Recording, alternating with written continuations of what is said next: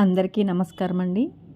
ఈరోజు పాల్వంచ మా జనహిత ఫౌండేషన్ వారి ఆధ్వర్యంలో భద్రాద్రి కొత్తగూడెం పాల్వంచ మండలం సారెకల్లు అనే గిరిజన ప్రాంతం అండి. ఆదివాసీ ప్రాంతం ట్రైబల్ ఏరియాలో 30 కుటుంబాలు ఉన్నాయండి. అక్కడ 30 కుటుంబాలకి రగ్గులు, బ్లాంకెట్స్, పిల్లలకి స్వెటర్లు అయితే ఈరోజు జనహిత ఫౌండేషన్ ఆధ్వర్యంలో డిస్ట్రిబ్యూట్ అయితే జరిగింది. దానికి మేము ముఖ్య అతిథులుగా ఇన్వైట్ చేశామండి. అందులో వీరు మా DCMS చైర్మన్ కొత్వాల శ్రీను గారండి, అలాగే కాంగ్రెస్ నాయకులు ఎర్రంశెట్టి ముత్తయ్య గారు, వై వెంకటేశ్వర్లు, కొండా వెంకన్న గారు, అడ్వకేట్ కొదుమూరి సత్యనారాయణ గారు అయితే పాల్గొన్నారు. ఇందులో చూసారా, ఆదివాసీ గిరిజనులు అండి వీళ్ళు. ఇంకా చాలామంది ఉన్నారు. కొంతమంది మహిళలు పనులకు వెళ్ళారు.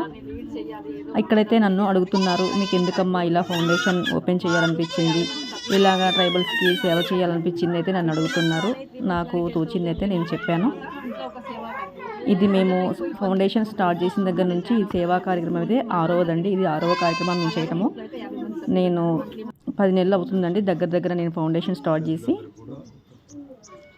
మా ఫౌండేషన్ ఉద్దేశించి కొత్వాల శ్రీను గారు అయితే మాట్లాడుతున్నారు.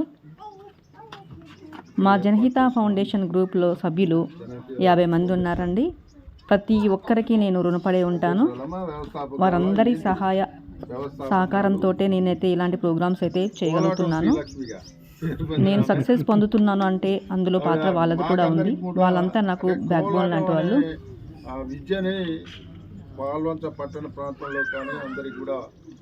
ట్రైబల్ ఏరియానండి, పూర్తిగా ఆదివాసీ గిరిజనులు. వాళ్ళకి ఇంకా ఏంటంటే మన సిటీ కల్చర్ కానీ మన కట్టు బొట్టు వేషధారణ అలాగ ఏమీ ఉండవండి. ఒక జ్వరం వస్తే హాస్పిటల్కి వెళ్ళడం కూడా తెలీదు. ఏదో మందు వేస్తేనే తగ్గుతుంది, నాటు మందు అనే భ్రమలోనే ఉన్నారు. ఇంకా మేమైతే ఈ 30 కుటుంబాలకి ఇలాగా రగ్గులైతే పంచుతున్నాము. ఈరోజు పిల్లలకి స్వెటర్లు కూడా పంచుతున్నామండి.